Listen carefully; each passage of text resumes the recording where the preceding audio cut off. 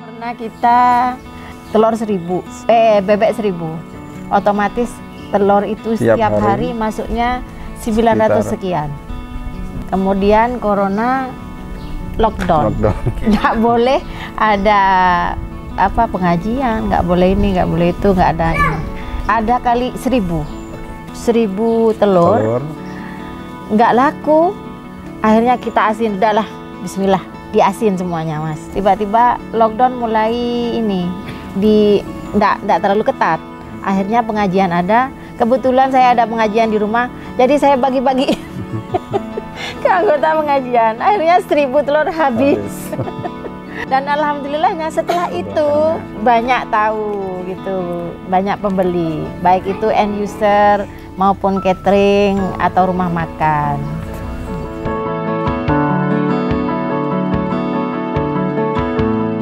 Assalamualaikum warahmatullahi wabarakatuh. Saya Yulia Puji Rahayu dan ini suami saya Mosleh. Kita adalah peternak bebek dan pedagang telur asin. Alamatnya di Desa Pegantenan, Kecamatan Pegantenan, tapi kandang bebeknya di Desa Ampender.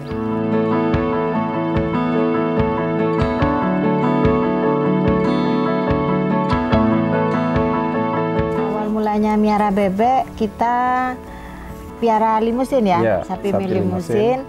Kemudian ada corona, nggak bisa pengiriman. Jadi kita cari skup yang lebih murah gitu. Kalau sapi limusin kan skupnya tuh mahal ya. Jadi kita cari kecil tapi dipakainya banyak orang gitu.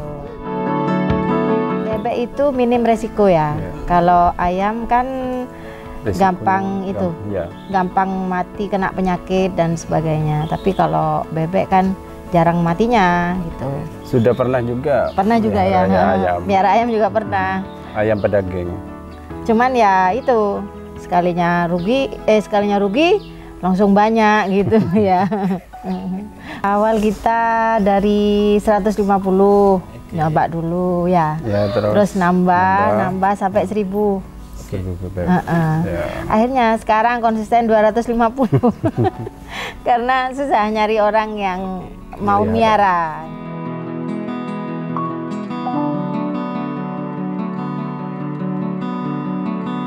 Kalau kendala lain mungkin selain itu kan harga pakan atau apa segala macam? Ya, yang pertama itu harga pakan. Kemarin sempat naiknya tiap hari.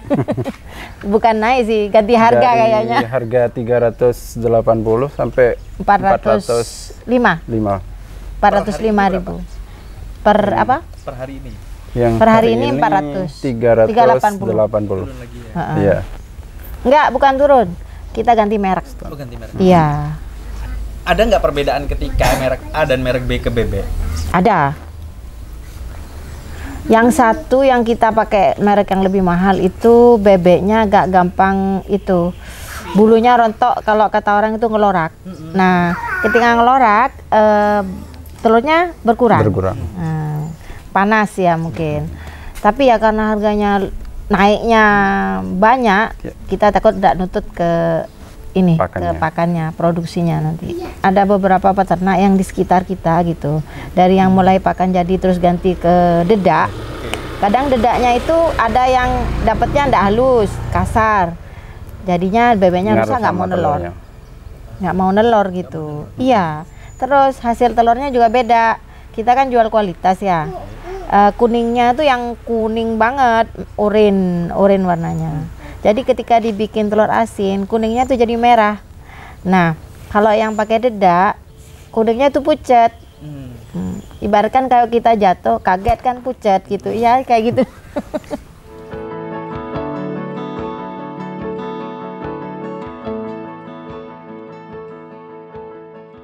Suami saya kan ini mikirnya ketika kita miara bebek, telur otomatis tiap hari ya. Harus ada jalan keluarnya untuk ngabisin telurnya tiap hari. Karena tiap hari ada. Kan tiap hari telur toh. Kemudian telur asin itu kan cara untuk mengawetkan. Jadi telurnya nggak gampang busuk gitu. Jadi suami saya pokoknya sudah dek eksperimen. Awalnya saya nggak mau. Akhirnya saya eksperimen dari mulai pakai itu apa ya, garam kroso, sampai yang sekarang ini kita pakai garam apa ya, garam limbah, garam limbah. Artinya garam yang dihaluskan itu di bagian akhir, dia di bagian yang paling jelek, cuman yang paling asin gitu. Jadi nyampur sama tanah, lumpur gitu. Tapi itu kalau untuk telur asin ini bagus banget gitu, karena kan di luar telurnya. Jadi dari situ belajar ngasinin dari mulai ini apa, pas asinnya berapa hari kayak gitu. Terus ke media ya, media kita pernah nyoba ini yang pakai itu batu bata. Yeah. Terus ditumbuk ya, nggak ada ini. Terus nyoba dulu dari batu bata, terus nyoba lagi kita dari apa, abu gosok. Abu gosok. Terakhir pakai abu gosok. Ya, abu gosok. Terakhir. Konsisten itu.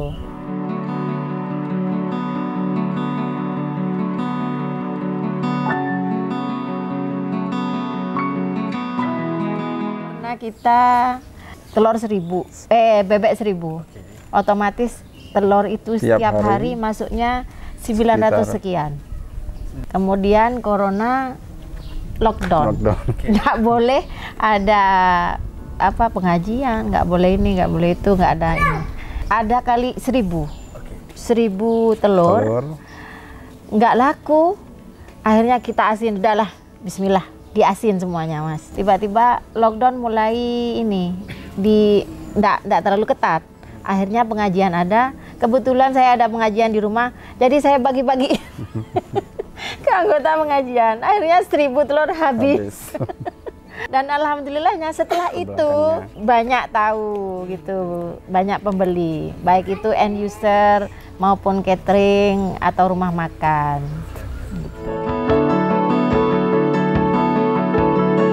Kemana aja pemasarannya sekarang? Pecel Blitar, terus ada sempat beberapa ke Surabaya. Ya, ke Surabaya. Ke Surabaya. Kita kirim ke Surabaya juga. Kemudian ada beberapa catering. Yang selebihnya warung mantap itu juga. Sama ya saudara-saudara, teman-temannya adik-adik, kantor pos, SMP 2, STM, sama tetangga dekat. Sebenarnya sih kalau konsumsi pribadi itu nggak terlalu ya. Justru banyaknya itu ketika hajatan. Nah, kalau hajatan itu kayaknya hampir menjadi bahan utama ya. Kayak ada nikahan, terus apa lagi?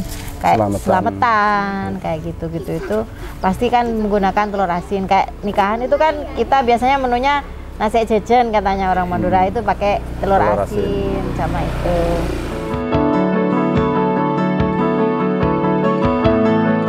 Momen ramainya itu pas bulan Maulid sama bulan puasa. Iya, ramainya. Itu puncaknya. Pernah kita sampai baru ngasin 2 hari diminta. Nggak apa-apa mbak, nggak apa-apa, dikirim aja gitu. Kita jual kualitas ya. Kita tetap yang pertama itu harus sesuai SOP, kualitas harus dijaga. Jadi sebelum dikukus atau sebelum dikasihkan customer, kita cek dulu. Kan kadang-kadang ada tuh dalamnya tuh udah bosok, kadang-kadang pecah, kita nggak kelihatan, retak gitu. Terus kemasukan air, ada udaranya, itu kita afkir. Kita cuman jual yang bagus. Kemudian kalau matang itu, kalau pecah kita ganti yang bagus gitu. Dan kuningnya kita pastikan berwarna oranye, nggak akan pucat gitu. Kita juga kalau ngambil di luar ke temen yang peternak yang memang kita tahu itu pakai pakan jadi gitu. Kenapa telur asin itu ukurannya besar? Kan kadang-kadang kalau di piring itu telur asin itu masih dibagi 2. Jadi kalau terlalu kecil kan ya kasihan customer. Jadi makanya kita ini apa, ada plongnya gitu, yang untuk telur asin yang mana, yang untuk jamu yang mana. Jadi kita tetap pilihnya yang besar-besar gitu untuk telur asin.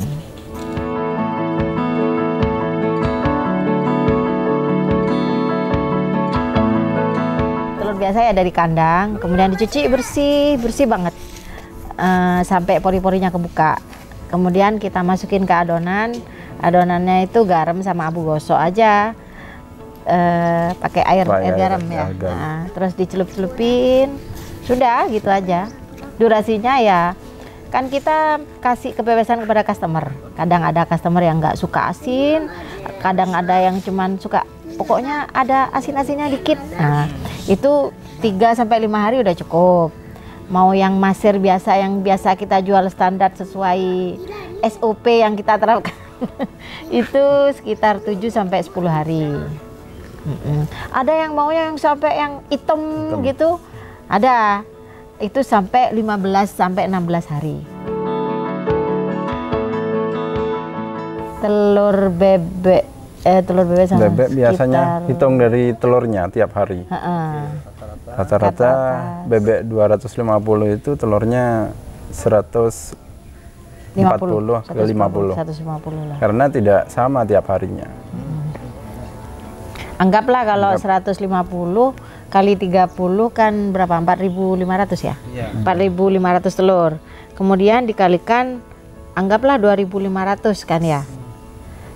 4.500 kali 2.500 ya 11.250.000. Itu untuk telur bebek. Telur bebek. Nah, nanti untuk telur asinnya ya sama, kurang lebih 11 sampai 15 juta lah gitu. Yang pasti telurnya habis gitu Mas. Yang pasti kan kadang-kadang tuh kita ngasin ya. Ngasin 300 terus nggak habis kan masuk ke bulan berikutnya gitu. Jadi kalau ketika 1 bulan telur habis gitu. Telur habis laku semua itu sekitar kita terima 17 sampai 20 jutaan.